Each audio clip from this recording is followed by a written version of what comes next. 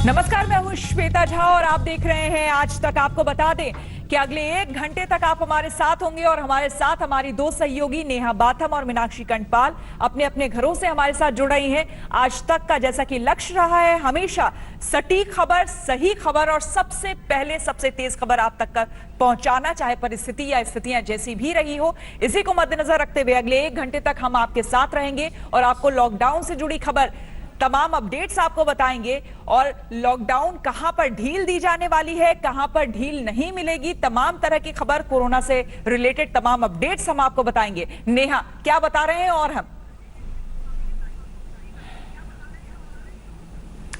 श्वेता, ये बेहद जरूरी है अब जानना कि 20 अप्रैल को ये जो लॉकडाउन में कुछ तरह की रियायतें दी जाने की बात थी, उस पर पूरी तरीके से पूर्ण विराम मुख्यमंत्री अरविंद केजरीवाल ने लगा दिया है। उन्होंने कहा कि रियायत देना इसलिए संभव नहीं है क्योंकि नित नए हॉटस्पॉट सामने आ रहे हैं और जैसा कि आपने हमारे दर्शकों को बताया भी कि नोएडा सेक्टर 15A अब नया हॉटस्पॉट बन गया है, जो कि VIP इलाका माना जाता है, NCR का इलाका है। ऐसे में वहां पर नया हॉटस्पॉट मिलना जाहिर तौर पर चिंता पैदा करता है और यही चिंता मुख्यमंत्री अरविंद केजरीवाल के मन में भी है। उनको यह समझ में नहीं आ रहा कि अगर लगातार मामले बढ़ रहे हैं, क्योंकि अभी तक 1900 संक्रमित हैं दिल्ली में और 42 लोगों की जान जा चुकी है, ऐसे हालात में अगर लॉकडाउन में कुछ रियायत दी जाती है तो किस तरह से लोगों को कंट्रोल किया जाएगा, कहां-कहां पर रियायत दी जाएगी, ये तमाम चीजें, ये तमाम बारीकियों पर नजर रख पाना अभी उनके लिए मुमकिन नहीं लग रहा है।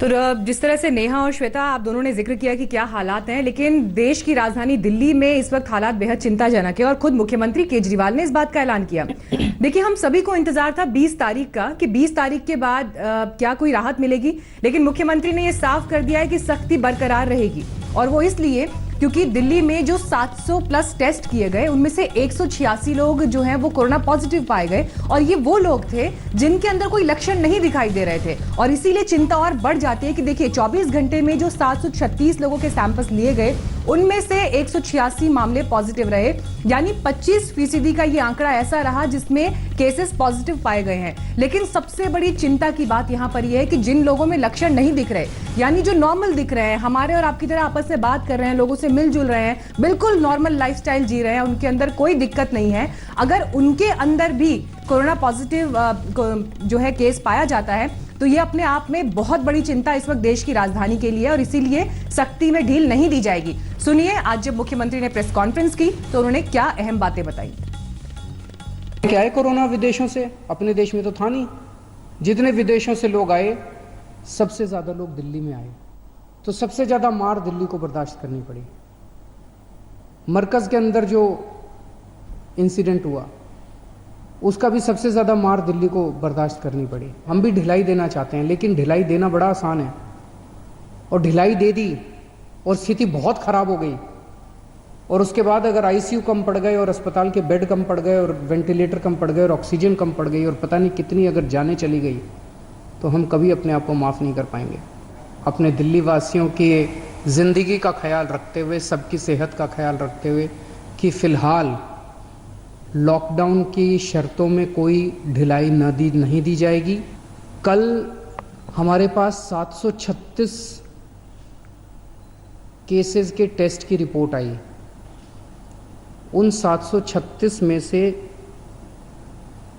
186 कोरोना के मरीज निकले, यानी कि 25% लोग कोरोना के मरीज निकले। 186 तो काफ़ी ज़्यादा है। ये 186 के 186 सभी एसिम्प्टोमेटिक हैं, इनमें किसी में भी सिम्टम्स नहीं है, किसी को बुखार नहीं है, किसी को खांसी नहीं है, किसी को सांस की शिकायत नहीं थी, उनको पता ही नहीं था कि उनको कोरोना है। और अरविंद केजरीवाल ने आपको हम बता दें कि एक और खास बात कही, वो ये कि दिल्ली में नए मामले उन्हीं जगहों से सामने आ रहे हैं जहां लोग सोशल डिस्टेंसिंग का पालन नहीं कर रहे हैं। केजरीवाल ने जहांगीरपुरी के मामले को उदाहरण के तौर पर लिया और कहा कि गली के 26 लोग पॉजिटिव निकले। ये सभी लोग आपस में रिश्तेदार हैं और अलग अलग मकान में होने के बावजूद ये लोग मिलजुल रहे थे। जैसे मैंने कल आपको जहांगीरपुरी का उदाहरण दिया, जहांगीरपुरी की एक गली उसके अंदर एक ही परिवार के कई सारे घर थे, चाचे मामे ताया ये सब, उनमें एक ही परिवार के 26 केस पॉजिटिव निकले, क्योंकि वो माने ही नहीं। कंटेनमेंट जोन होने के बावजूद वो एक दूसरे के घरों में जाते रहे। तो जहाँ जहाँ कंटेनमेंट जोन में लोगों ने बात मानी है वहाँ एक भी नए केस नहीं मिले, और जहाँ लोगों ने बात नहीं मानी वहाँ पे कुछ कंटेनमेंट जोन्स में कई नए केस निकल के आए हैं। तो मुख्यमंत्री क्या कह रहे हैं ये हम सबने सुना, और ये दिल्ली के लिए बेहद चिंताजनक हालात हैं। इस वक्त हमारे साथ आशुतोष मिश्रा जुड़ गए हैं। आशुतोष, देखिए, मुख्यमंत्री साफ तौर पर ये कह रहे हैं कि ढील अभी नहीं दी जा सकती, क्योंकि जो 700 प्लस टेस्ट किए गए उसमें 186 कोरोना पॉजिटिव पाए गए हैं, और अगर ऐसे हालात रहते हैं तो अस्पतालों की कमी हो जाएगी, वेंटिलेटर्स की कमी हो जाएगी, बेड्स की कमी हो जाएगी, और दिल्ली वासियों को ये समझना होगा किस तरह की परिस्थितियां अभी बन रही हैं जब आपकी बात हो रही है सरकार के सूत्रों से और जो प्रशासन से जुड़े लोग हैं जो इस समस्या से डील कर रहे हैं अभी।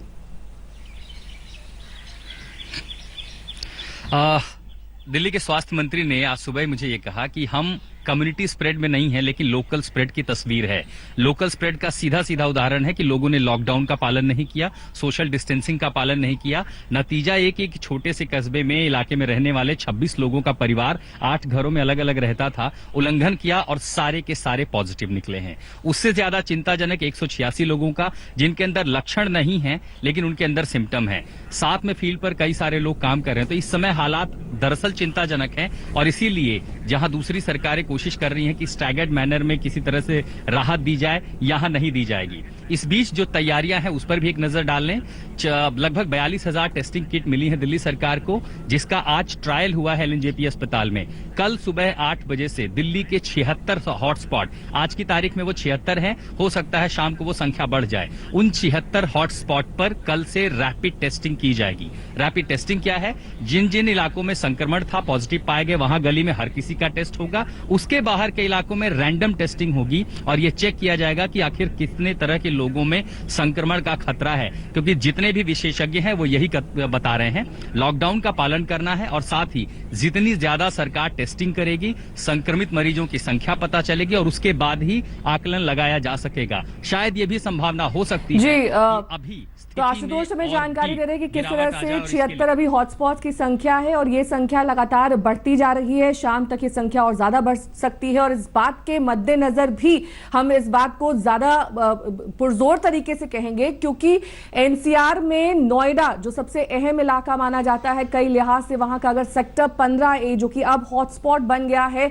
उसको अगर देखें, यहां पर कई सारे बंगले हैं, कई सारे ऐसे मकान हैं जो कि काफी डिस्टेंस पर होते हैं, इसके बावजूद ये हॉटस्पॉट बन गया है, यानी कि यहां पर जो संक्रमितों की संख्या है वो पाई गई है। तो ये कहना गलत नहीं होगा कि सिर्फ वही इलाके इस वक्त हॉटस्पॉट नहीं बन रहे हैं जहां पर लोग क्लोजली रहते हैं, एक दूसरे से सोशल डिस्टेंस नहीं मेंटेन कर पा रहे, वहां पर संक्रमण तेजी से फैल रहा है। ऐसे इलाकों में भी संक्रमण फैल रहा है जहां पर डिस्टेंस पर बंगले हैं, और 15A इसका एक बेहतरीन उदाहरण है जो अब सामने आया है, जो अब एक नया हॉटस्पॉट बन गया है।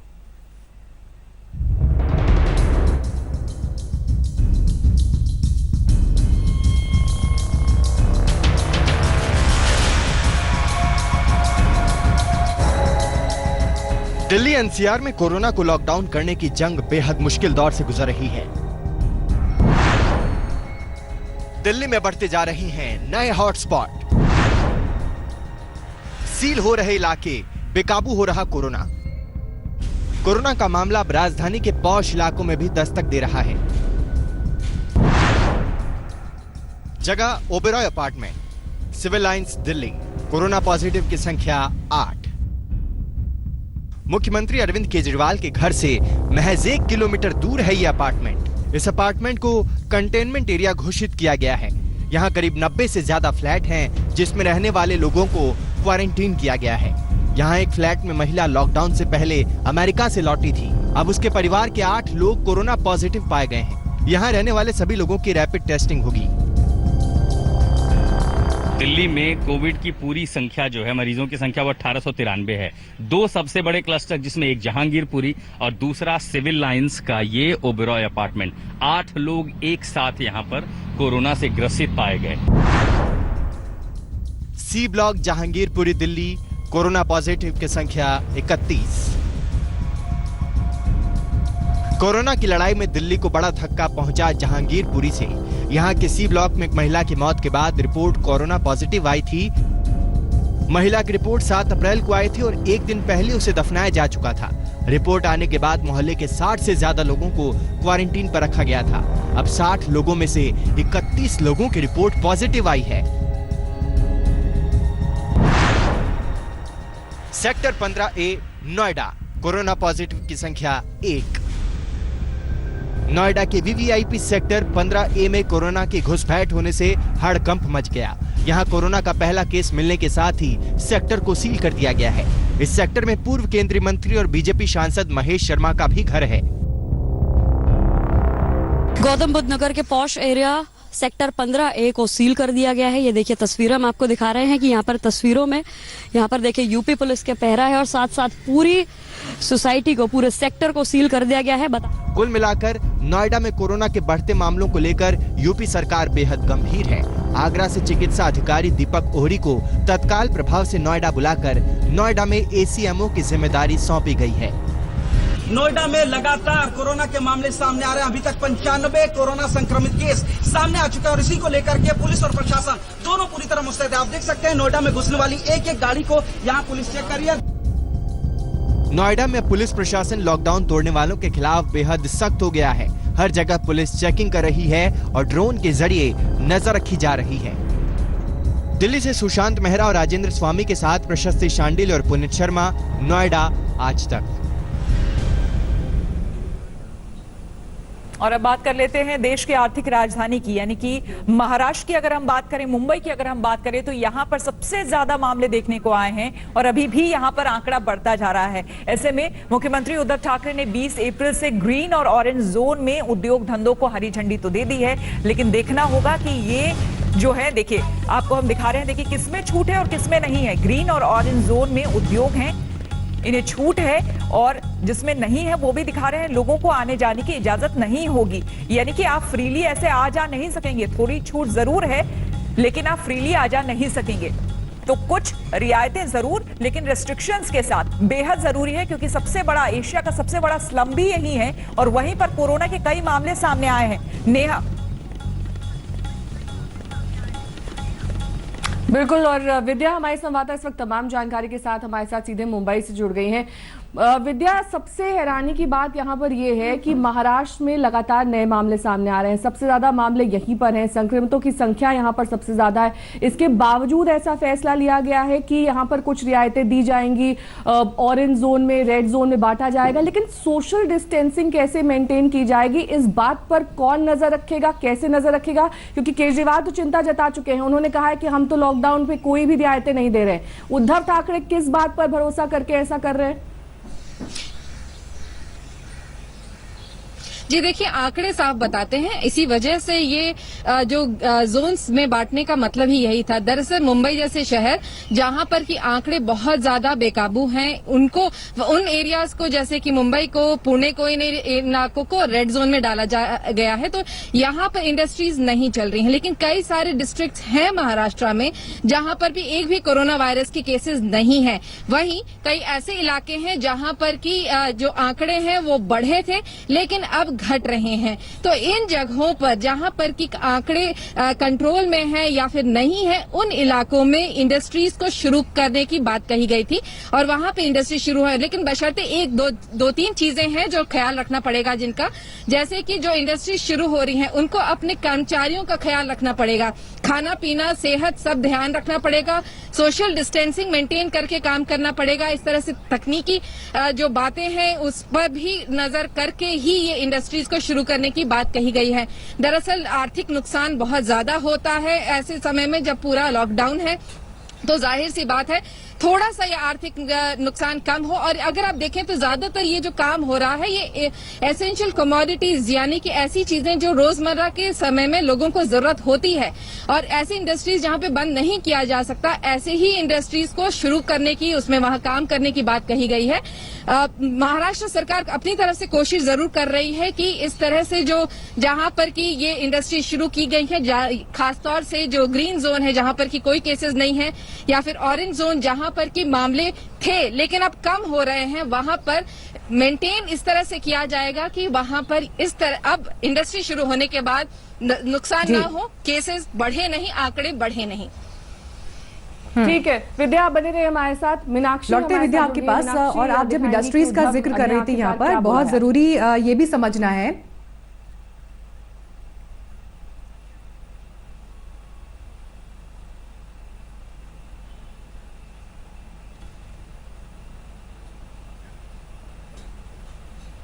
तो आइए आपको ये सुनाते हैं। मुख्यमंत्री उद्धव ठाकरे ने मजदूर जो हैं, खासतौर पर हमने देखा था मुंबई की सड़कों पर किस तरह की स्थिति बनी थी, तो जो माइग्रेंट लेबरर्स हैं उनके लिए क्या व्यवस्था आगे हो सकती है, कैसे उन्हें राहत पहुंचाई जाएगी, मुख्यमंत्री उद्धव ठाकरे का इस पर बयान।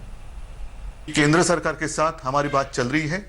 आने वाली कुछ ही दिनों में मुझे पक्का भरोसा है, विश्वास है कि कुछ ना कुछ तो रास्ता निकल आएगा, निकल कर आएगा। और आप चिंता मत करो, महाराष्ट्र में आहिस्ते आहिस्ते हम काम शुरू करने जा रहे हैं।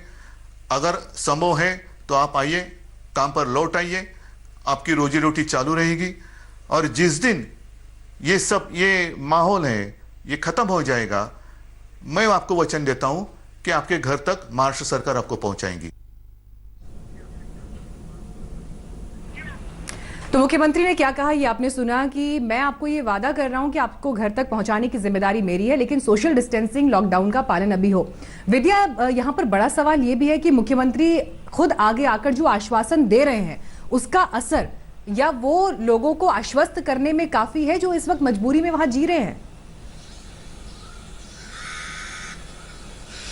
देखिए, उद्धव ठाकरे कोशिश अपनी तरफ से भरसक कोशिश कर रहे हैं। इनफैक्ट मैं आपको बता दूं, 2 हेल्पलाइन नंबर भी शुरू किए गए हैं। जो लोग जिन लोगों को जैसे कि घर में लॉकडाउन की वजह से परेशान हैं, घर में बैठने की वजह से, तो उन्हें उनके लिए भी, ताकि एक जो आप कह लीजिए साइकोलॉजिकल प्रेशर पड़ रहा है कि आदमी काम पे नहीं जा रहा, रोजमर्रा जैसे जिंदगी जी रही थी इतने सालों से वो नहीं जी पा रहा है, उसके लिए भी हेल्पलाइन नंबर शुरू की गई है। दूसरा, जैसा कि आपने कहा कि जो बाहर से आए मजदूर हैं उनको दरअसल जैसा कि हम लोग बात कर रहे थे ऑरेंज, ग्रीन, रेड जोन्स के अलग अलग, भले ही मुंबई जैसे शहर में जहां पर कि काफी कुछ हैं मजदूर जो अभी तक फंसे हुए हैं, उनको भी काम देने की कोशिश की जा रही है। सड़कों का निर्माण जो अब तक पूरी तरीके से रुका हुआ था, बारिश के लिए जरूर तैयार करना है, वैसी सड़कें अब तैयार होने के लिए काम शुरू हो गया है।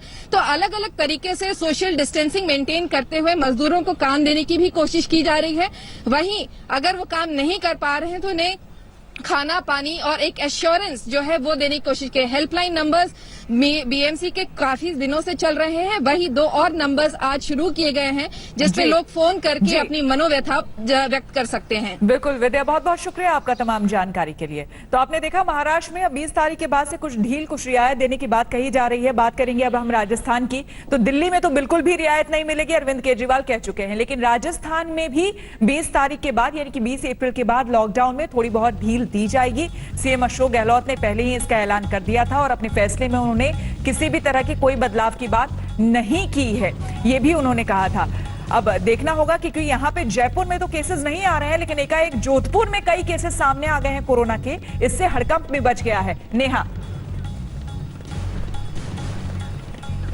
बिल्कुल, और श्वेता, इसी पर चर्चा के लिए हमारे साथ शरद कुमार जुड़ गए हैं। शरद हमें जानकारी देंगे कि किस तरह से ये जो रियायत करने का फैसला किया गया है, दरअसल इसे स्ट्रेटेजिकली यानी कि किस तरह से इसकी रणनीति तैयार की गई है, ये देखना बेहद अहम होगा यहाँ पर शरद, क्योंकि दिल्ली में तो 186 लोग ऐसे थे जिनमें कोई सिम्टम ही नहीं पाया गया, फिर भी वो कोरोना पॉजिटिव थे। क्योंकि लगातार जब टेस्ट बढ़ाए जाते हैं तभी संक्रमितों की संख्या बढ़ती है। ऐसे में अगर राजस्थान में जो आंकड़े आ रहे हैं वो दरअसल एक्चुअल है या फिर अगर टेस्ट बढ़ते हैं तो वो और ज्यादा बढ़ भी सकते हैं, ऐसे में कहां तक ये फैसला सही है?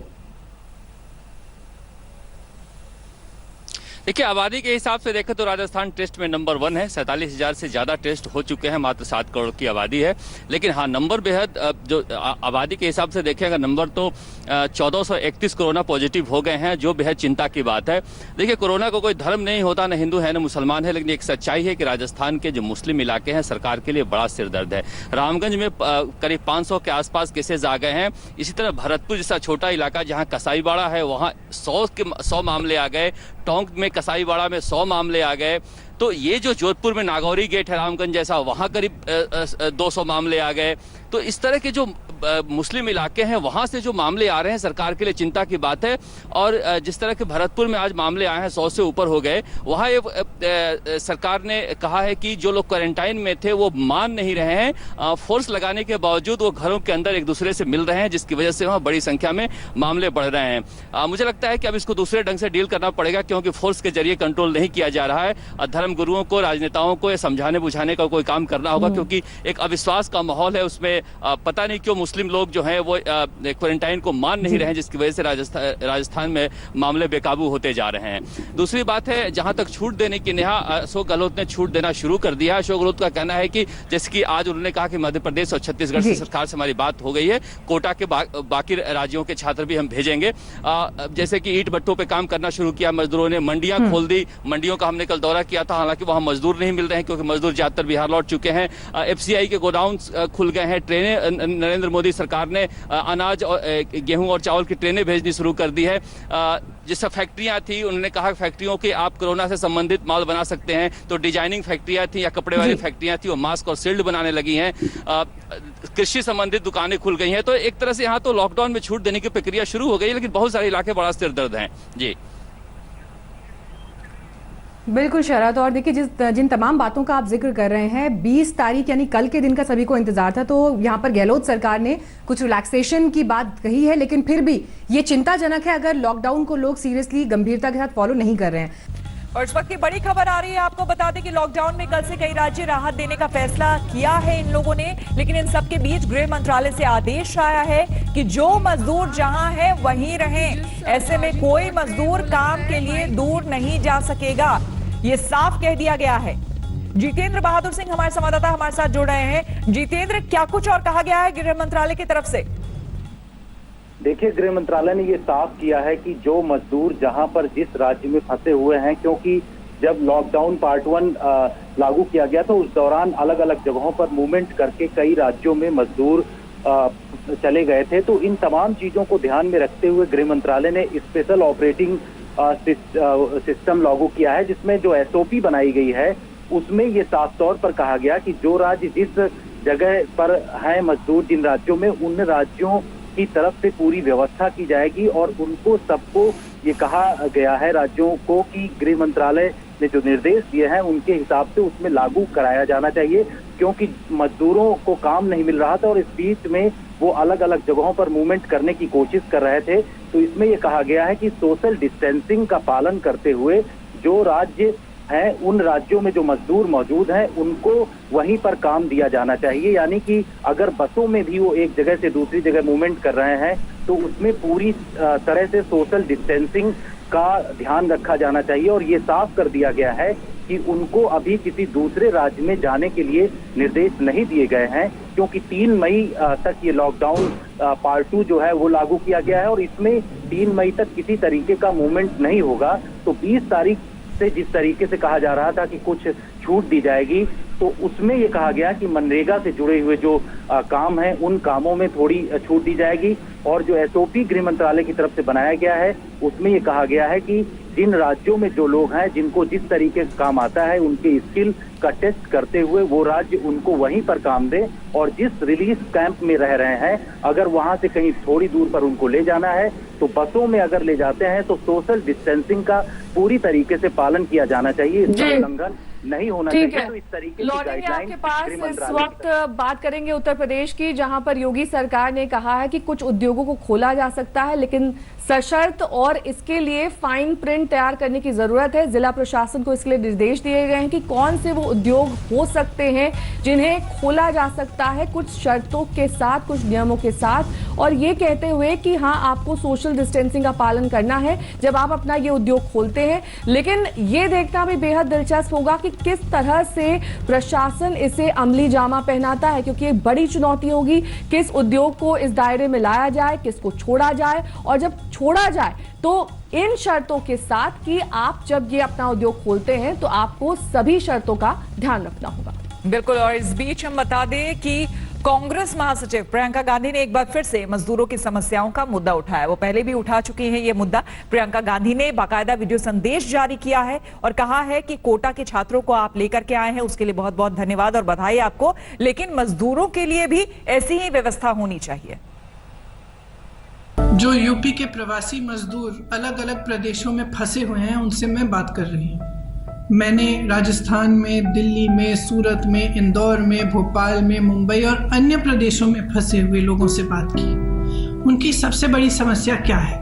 मजदूरी करने के लिए ये लोग बड़े बड़े शहरों में गए, लॉकडाउन हुआ, मजदूरी बंद हो गई, आगे चलते चलते राशन भी खत्म हो गया। अब 6-6 लोग, 8-8 लोग एक कमरे में बंद हैं, बाहर निकल नहीं पा रहे हैं, राशन मिल नहीं रहा है, बहुत ही घबराए हुए हैं, डरे हुए हैं और किसी भी तरह से घर जाना चाहते हैं। और हम इनको दोषी ठहरा नहीं सकते कि आप घर जाना चाहते हैं। हम और आप भी तो अपने परिवारों के साथ रहना चाहते हैं। हमें इनकी समस्या को हल करने का तरीका ढूंढना चाहिए।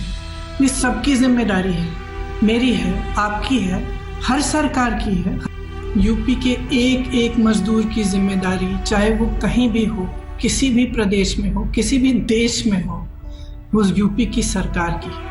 तो हम उनको ऐसे नहीं छोड़ सकते। मैं यूपी सरकार को बधाई देना चाहती हूँ कि कोटा से आप छात्रों को घर वापस ले आए, लेकिन ये मजदूर भी तो आपके हैं, ये भी तो हमारे हैं। इनके भी परिवार त्रस्त हैं, परेशान हैं, इनके पास खाने को नहीं है और हम घर नहीं ला पा रहे हैं। तो मैं आग्रह करती हूँ कि कम से कम एक हेल्पलाइन, कम से कम 1000 लोगों का कंट्रोल रूम हो, जिससे ये लोग आप तक अपनी समस्याएं पहुंचा पाएं। तो आप अलग अलग प्रदेशों में दूसरी सरकारों से इनके लिए मदद करवा पाएं। दूसरी बात कि किसी न किसी तरह से तो हमें इनकी समस्या को हल करने की कोशिश करनी पड़ेगी। तो प्रियंका गांधी यहाँ पर अपील ये कर रही हैं कि मजदूरों के लिए इंतजाम किए जाएं, लेकिन इस बीच हमारे पास बड़ी खबर आ रही है गृह मंत्रालय की तरफ से भी, क्योंकि लगातार 20 तारीख को लेकर ये कहा जा रहा था, खुद प्रधानमंत्री ने कहा था कि हालात देखे जाएंगे और ऐसा लगा कि बेहतरी की तरफ हम बढ़ रहे हैं तो कुछ मामलों में छूट दी जा सकती है। लेकिन गृह मंत्रालय की तरफ से ये स्पष्ट कर दिया गया है कि ई कॉमर्स वेबसाइट्स को, ई कॉमर्स से जो बिजनेस हो रहा है उसे गैर जरूरी सामानों के लिए ढील नहीं दी जाएगी। ये पूरी क्लैरिटी के साथ गृह मंत्रालय की तरफ से बड़ा आदेश ई कॉमर्स कंपनीज के लिए दे दिया गया है। अब आप ये समझिए यहां से कि यानी जो भी आप शॉपिंग को लेकर विचार कर रहे थे कि 20 तारीख के आगे से आप ऑनलाइन ऑर्डर्स करेंगे, शॉपिंग करेंगे, वो अभी मुमकिन नहीं होगा, क्योंकि गैर जरूरी सामान यानी जो एसेंशियल सर्विसेज में नहीं आता है, जो जरूरी सामानों की कैटेगरी में जो चीजें नहीं आती हैं, उनकी शॉपिंग आप नहीं कर पाएंगे। बिल्कुल। और अपने आप में ये इस वक्त बड़ी खबर इसलिए भी देखिए श्वेता, क्योंकि लगातार लोग इंतजार कर रहे थे इस बात का कि 20 तारीख के बाद शायद कुछ राहत भरी खबर होगी, लेकिन लॉकडाउन की गंभीरता यहां से दिखाई दे रही है कि हालात अभी उस परिस्थिति में है जहां पर सभी को बहुत ज्यादा अलर्ट रहने की जरूरत है और इसीलिए गृह मंत्रालय भी इसमें कोई छूट नहीं देना चाहता। और वैसे नेहा और मीनाक्षी, हम लोग ऑफिस में भी शायद बात कर रहे थे कि बाहर तो हम जा नहीं सकते, लेकिन शायद 20 तारीख के बाद कुछ छूट मिलेगी, तो कुछ कुछ चीजें थी तो हम भी ऑनलाइन मंगाने की बात कर रहे थे, लेकिन अब ये हमें क्लियर हो गया कि हम नहीं मंगा सकते हैं। फिलहाल हमें इस तरह का कुछ भी ख्याल जो है वो त्याग देना पड़ेगा। खैर, ये जरूरी है इस वक्त, जो परिस्थिति है उसे देखते हुए, तो उसके मद्देनजर इस बात का सम्मान करना चाहिए। दूसरी बड़ी खबर आपको हम बता दें कि कोरोना के संक्रमण से बचने के लिए भारतीय सैन्य बल बहुत सावधानी बरत रहे हैं। इसके लिए कड़े प्रोटोकॉल्स का पालन किया जा रहा है ताकि देश के जवानों में कोरोना संक्रमण ना फैले। ऐसे में हर जवान के सामने ये चैलेंज है कि उसे कोरोना से खुद को भी बचाना है और जरूरत पड़ने पर देश के लोगों को बचाने वाले ऑपरेशंस भी करने हैं। देखिए श्वेता सिंह की ये रिपोर्ट। ये सीआरपीएफ की 122वीं बटालियन, जहां पर हम आपको पहुंचे हैं ये बताने के लिए कि क्या हमारे जो सुरक्षा बल हैं वो पूरी तरीके से तैयार हैं इस वायरस से लड़ाई में। ये देखिए, इस तरह के पोस्टर्स भी आपको यहाँ पर दिख जाएंगे जहां पर हर 2 घंटे में आप अपने हाथ धोएं उसके बारे में बताया जा रहा है। पूरे जितने भी जवान यहाँ पर हैं ताकि सबको समझाया जा सके, बताया जा सके, क्योंकि गाड़ियां बाहर से आती हैं। जिस तरह से हमारी गाड़ी आई, आपने देखा कि वहां पर टनल के जरिए हमें गुजरना है, जहां पर सैनिटाइजर उसे पंखों के जरिए, ये सारी चीजें जुगाड़ के जरिए निर्मित होती हैं, जिसमें अपनी ही सिर्फ ये मत समझिए कि बहादुरी रहती है, बल्कि वो बुद्धि भी है जिसका इस्तेमाल होता है। और इसीलिए केंद्रीय रिजर्व पुलिस बल राष्ट्र की सेवा में कोविड-19 को कैसे रोकें उसके बारे में सारी जानकारियां भी देता है। तो अगर एक तरफ आपको लगता है कि कहीं ऐसा ना हो कि ये सारे जवान एक साथ रहते हैं तो कहीं एक को संक्रमण होने पे आगे कुछ अनिष्ट की आशंका ना हो, तो हम आपको दिखाते हैं कि तैयारियां दरअसल किस पैमाने पर की जाती हैं। तो आमतौर पर यहाँ पर सुरक्षा कर्मी तैनात रहते हैं। अब इन सुरक्षा कर्मियों की भी सुरक्षा की जिम्मेदारी हो जाती है पूरी बटालियन की, और इसीलिए कोई भी अगर यहाँ पर आता है तो कॉन्टैक्टलेस किस तरीके से वो आ सकता है अपने पहचान पत्र को दिखाकर। और यहाँ पर देखिए तो यहीं पर एंट्री के ठीक बाद जो क्वारंटाइन बेड्स हैं, जो वार्ड है, उसे यहीं पर लगा जी मैम। हमारे पास मैम जैसे हम लोग को गाइडलाइंस मिला अपने हायर अप से, तो हमारे 10 बेडेड हॉस्पिटल होता है हर यूनिट में। उसके साथ ही हम लोगों को 10 बेडेड क्वारंटाइन सेंटर बनाने का भी आदेश मिला। तो हम लोगों ने 10 bedded quarantine centre as per protocol, जो हमारे मिनिस्ट्री ऑफ हेल्थ और WHO का प्रोटोकॉल है, हमने एस्टेब्लिश कर दिया है 10 बेडेड क्वारंटाइन वार्ड। अपने सब कुछ आपने इंटरनली ही तैयार कर लिया। जी जी। छोटी छोटी चीजें हैं लेकिन सब महत्वपूर्ण होती हैं। अगर सभी जवानों के कपड़े साथ में धुल रहे हैं तो आप सोचिए कि इन्फेक्शन रोकने का तरीका क्या होगा। तो इसमें डिसइंफेक्टेंट्स का प्रयोग किया जा रहा है ताकि किसी भी तरह का खतरा ना हो।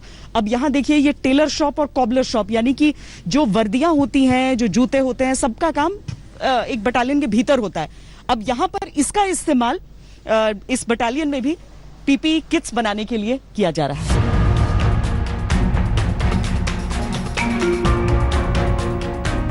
जान आपकी बचाते हैं डॉक्टर, लेकिन जान आपकी महफूज रहे बिना बीमार हुए भी वो करते हैं CRPF के जवान। और यहाँ पर हम अमूमन जब भी देखते हैं कि जो जवान होते हैं वो बड़ी संख्या में एक साथ रहते हैं बैरक्स में, और वो होता भी जरूरी है बॉन्डिंग के लिए। लेकिन अभी तो वो बॉन्डिंग नहीं, अभी तो आपको डिस्टेंसिंग चाहिए। तो कैसे कर रहे हैं मैनेज? मैम ऐसा है कि जैसे अभी हमारे नॉर्मली ड्यूटीज़ में अप एंड डाउन मूवमेंट लगी रहती है, तो मूवमेंट करके जैसे कि एंट्री पॉइंट से आते हैं वहाँ पे प्रॉपर सैनिटाइजेशन होता है। और ये फर्स्ट उनका एंट्री पॉइंट रहता है, जिससे सेकंड एंट्री पॉइंट होता है हमारा एकोमोडेशन का। तो यहाँ पे हमने, जैसे आपने देखा होगा कि हमने प्रॉपर डिस्टेंस मेंटेन किया हुआ है इनके। जनरली मैम 30 से 35 लोग रहते थे, जिनको हमने अभी मिनिमाइज कर दिया है 15 से 20 में, और उनका डिस्टेंस मेंटेन कर दिया है ज़्यादा। और सफाई कुछ अलग तरीके से कर रहे हैं? सफाई के तौर पे मैम हमने, जैसे आप यहाँ पे देख सकते हैं, बाहर भी हमने इनका हैंड वॉश के पॉइंट्स रखे हुए हैं। और वीकली जो हमारे हाउसकीपर्स रहते हैं उनके माध्यम से हम लोग यहाँ पे वीकली फ्यूमिगेशन होता है। सोशल डिस्टेंसिंग का ये तरीका आप कई जगहों पर देखते होंगे, लेकिन सैन्य बलों में ये इसलिए महत्वपूर्ण हो जाता है कि यहाँ पर साथ खाना बहुत जरूरी होता है। लेकिन समय की मांग को देखते हुए कई बदलाव करने पड़ते हैं। क्या क्या बदलाव किया है सर, आपने बताया? मैम हमने सबसे पहले यहाँ से सोशल डिस्टेंसिंग के लिए मार्क किया हुआ है। एक बार में 30 जवान यहाँ पर लाइन में लगते हैं, क्यू में लगते हैं। और जवानों का हमने जो खाना खाने का टाइमिंग है वो उनके वर्किंग हावर्स के हिसाब से किया है। कुछ ऑफिस का स्टाफ है, कुछ यहाँ पर वर्किंग वाला है। जब हाफ आवर के बाद में वो जब 30 जवान यहाँ से खाना खा के निकल जाते हैं, फिर से हमारी चेयर और टेबल को सैनिटाइज किया जाता है। उसके लिए हम 15 मिनट लेते हैं। उसके बाद फिर से दोबारा क्यू यहाँ पर स्टार्ट होती है। यहाँ पर क्या हुआ? ये स्टोर है मैम। जब हमारी सब्जी आती है तो हम उसको गेट के बाहर ही पहले सैनिटाइज करते हैं, उसके बाद में स्टोर रूम में लाते हैं। स्टोर रूम के इंचार्ज होते हैं यहाँ पर मैस कमांडर और मैस सिपाही। उसके अलावा इसके अंदर कोई एंट्री नहीं करता है। और यहाँ पर फाइनल खाना पक रहा है? यहाँ पर खाना पक रहा है। यहाँ पर रोटियाँ बनाई जाती हैं। वहाँ पर सब्जी बनाने वाला कुक स्टाफ है। इस कुक स्टाफ को भी हम अलग अलग बैरिक में रखते हैं। जो रोटी बनाने वाला स्टाफ है वो अलग बैरिक में रहता है, और जो सब्जी बनाने वाला है वो कुक स्टाफ अलग बैरिक में रहता है, ताकि हर जगह डिस्टेंसिंग रहे। ये नए दुश्मन से लड़ने के लिए किसी को कुछ पता भी नहीं, और उसके बीच आप लोगों ने अपनी सोच से ये सब कुछ बनाया। जी हाँ, आप सही कह रहे हैं। सोच, जैसे जैसे दुश्मन नए आते हैं, सोच नए नए तरीके निकाल लेती है उससे निपटने के लिए। 122वीं बटालियन ने यहाँ पर अपना पूरा इतिहास और पूरा सफर लगा रखा है कि किस तरीके से पहले गांधीनगर में रेज होने के बाद पंजाब, वहां से आगे बढ़ते हुए किस तरीके से जंगलों में भी लड़ाई लड़ी है। जंगलों में लड़ाई लड़ते हुए आगे ये पहुंचे श्रीनगर के बाद दिल्ली, जहां पर एक अदृश्य दुश्मन के साथ मुकाबला उस ड्यूटी का हिस्सा बन चुका है। बड़ी बात यह होती है कि हमारे सैन्य बलों में ये क्षमता कि अगर कोई जरूरत पड़े तो न सिर्फ दूसरों के लिए मदद का हाथ बढ़ाना है, बल्कि अपना संबल कुछ ऐसा रखना है कि किसी दूसरे से मदद न मांगनी पड़े। हर एक चीज यहीं पर यूनिट के भीतर उपलब्ध, और जवानों के लिए एक नया प्रोटोकॉल जिसका पालन हो रहा है। यानी देश भी सुरक्षित और हमारे जवान भी सुरक्षित। कैमरा पर्सन सैयद मोहसिन के साथ श्वेता सिंह, दिल्ली आज तक। तो श्वेता सिंह की ये खास रिपोर्ट आप देख रहे थे। और नेहा देखिए, बहुत हद तक क्लियर है। बड़ी खबर अगर ये है कि 20 तारीख के बाद भी ई कॉमर्स कंपनीज को भी परमिशन नहीं होगी सामान बेचने की, तो कहीं ना कहीं ट्रेडर्स और यूनियंस का भी यहाँ पर प्रेशर रहा होगा कि उनके लिए ये व्यवस्था नहीं है, जबकि ई कॉमर्स के पास ये व्यवस्था है। तो एक बैलेंस बनाए रखना सरकार के लिए भी चुनौती थी।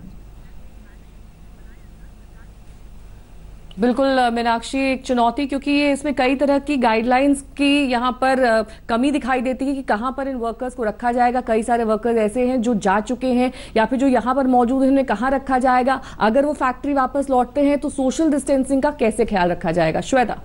बिल्कुल नेहा, और इसी तरह से अभी हाल में जो पिज्जा डिलीवरी बॉय की खबर आई थी, इसमें से और ज्यादा लोगों की इसलिए चिंताएं भी बढ़ गई है कि ऐसे में अगर हम सामान मंगवाते भी हैं तो हम कितने सेफ हैं, जो लेकर के आ रहा है वो खुद भी कहीं कोरोना संक्रमित तो नहीं। तो ये तमाम तरह की बातें और कोरोना से जुड़ी हर एक बात, हर एक अपडेट लेकर इसी तरह से हम आपके सामने आते रहेंगे। नमस्कार, मैं हूं अंजना ओम कश्यप। हमें उम्मीद है ये वीडियो आपको पसंद आया होगा।